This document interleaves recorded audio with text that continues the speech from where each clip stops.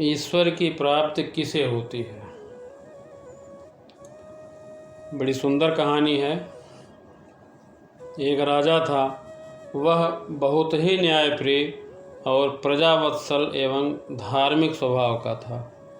वह नित्य अपने इष्ट देव की बड़ी श्रद्धा से पूजा पाठ और याद करता था।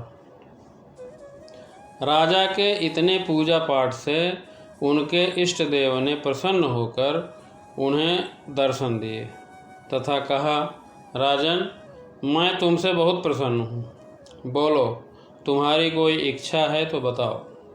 आज जो इच्छा हो मांग लो। प्रजा को चाहने वाले राजा बोले, भगवान, आपका दिया हुआ मेरे पास सब कुछ है। आपकी कृपा से राज्य में सब प्रकार से सुख शांति है। फिर भी मेरी एक इच्छा है।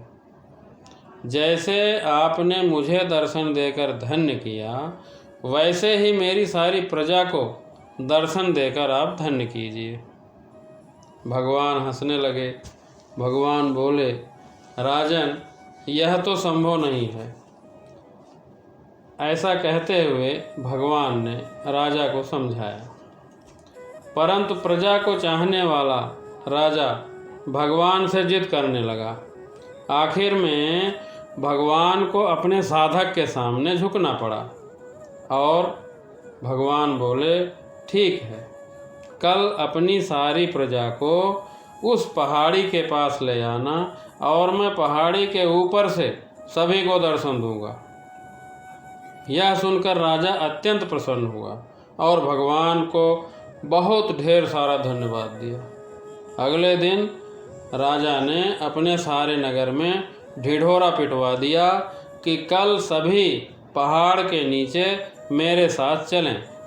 वहाँ भगवान आप सभी को दर्शन देंगे। दूसरे दिन राजा अपने समस्त प्रजा और स्वजनों के साथ लेकर पहाड़ी की ओर चलने लगा।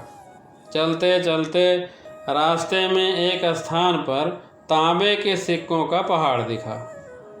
अब प्रजा में से कुछ एक लोग उस ओर भागने लगे लेने के लिए। जब राजा ने देखा कि सभी लोग तांबे के सिक्कों को लेने भागने लगे, तब राजा ने सभी को समझाया और सतर्क किया कि कोई उस ओर ध्यान ना दो, क्योंकि तुम सब लोग भगवान से मिलने जा रहे हो। इन तांबे के सिक्कों के पीछे अपने भाग्य को लात मत मारो। परंतु लोभ लालच में वशीभूत प्रजा के कुछ एक लोग तो तांबे के सिक्कों वाली पहाड़ी की ओर भाग ही गई और सिक्कों की गठरी बना बनाकर अपने घर की ओर चलने लगे।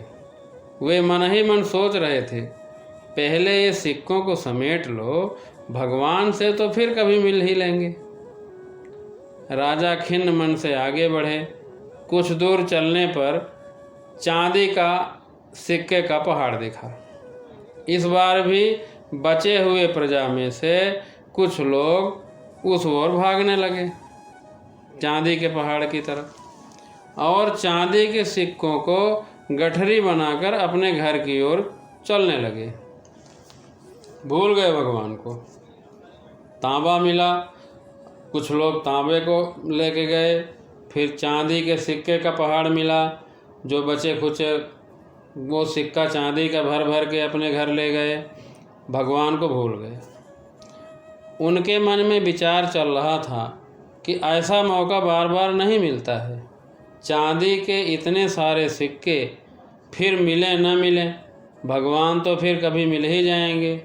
अब थोड़ी बची हुई प्रजा के साथ राजा और आगे बढ़े तो वहाँ सोने का पहाड़ दिखाई दिया।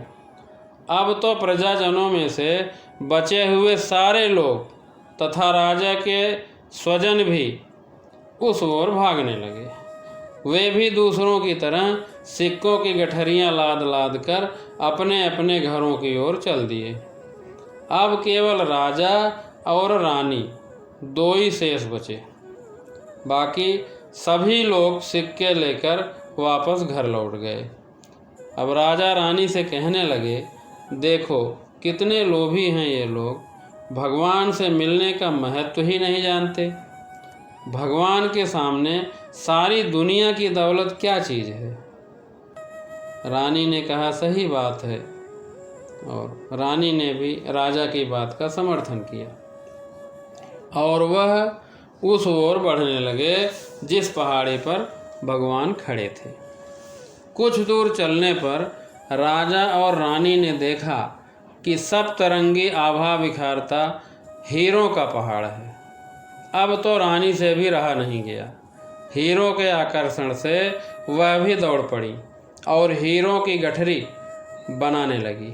फिर भी उनका मन नहीं भरा तो साड़ी के पल्लू में भी बांधने लगी। वजन के कारण रानी के वस्त्र देह से अलग हो गए, परंतु हीरों की तृष्णा अभी भी नहीं मिटी। यह देख राजा को अत्यंत ही ग्लानि और विरक्ति हुई।